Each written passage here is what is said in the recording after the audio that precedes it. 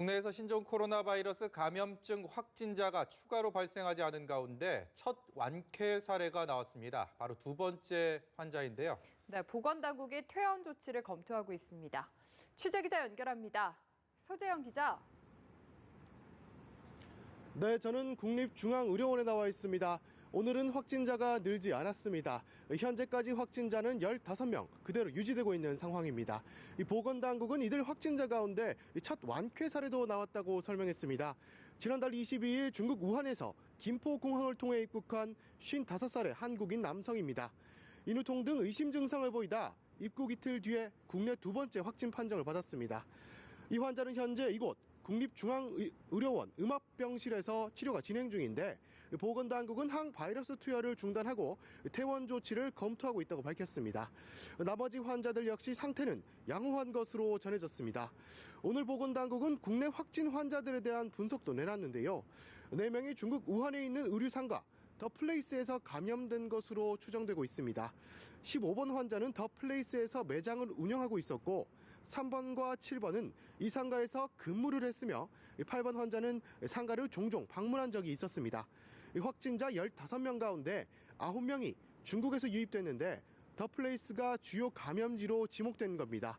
이 확진 환자들의 평균 나이가 42.9세로 비교적 젊은 만큼 노약자 외에도 감염 예방에 신경을 써야 할 필요가 있는 것으로 나타났습니다. 또 490명의 유증상자에 대한 검사 결과 확진자 15명을 제외한 414명은 음성으로 나와 격리 해제됐고 61명은 현재 검사가 진행 중입니다. 네, 그리고 국내 확진 환자 15명과 접촉한 사람들에 대한 역학조사도 계속 진행 중인 걸로 알고 있는데요. 보건당국이 이들 접촉자에 대한 관리도 강화한다고요?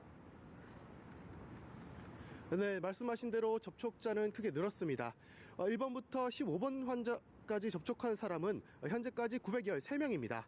보건당국은 내일부터 밀접 접촉자와 일상 접촉자 구분을 없애 통합 관리하면서 바이러스 잠복 기간인 14일간 접촉자 모두 자가 격리하기로 했습니다. 지금까지 일상 접촉자는 자가 격리를 하지 않았는데 2, 3차 감염을 막기 위해 관리를 강화하겠다는 겁니다.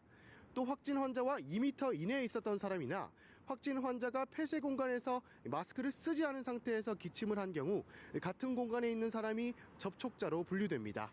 이 자가 격리를 하게 되면 생활 지원비 또는 유급 휴가비를 지원받게 되며 위반 시에는 300만 원 이하의 벌금을 물게 될 수도 있습니다.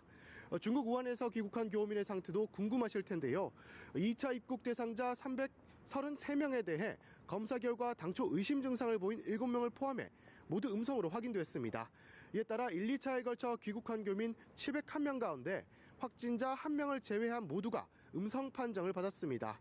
모두 감염되지 않았다는 건데요.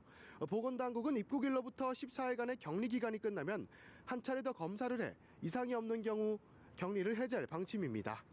보건당국은 지역사회 전파를 차단하기 위해서는 앞으로 열흘이 고비라고 밝혔습니다. 이 때문에 중국에 갔다 온 경우 외부 활동을 가급적 자제하고 발열 등의 의심 증상이 있다면 질병관리본부 콜센터 1339로 즉각 상담할 것을 당부했습니다. 지금까지 국립중앙의료원에서 전해드렸습니다.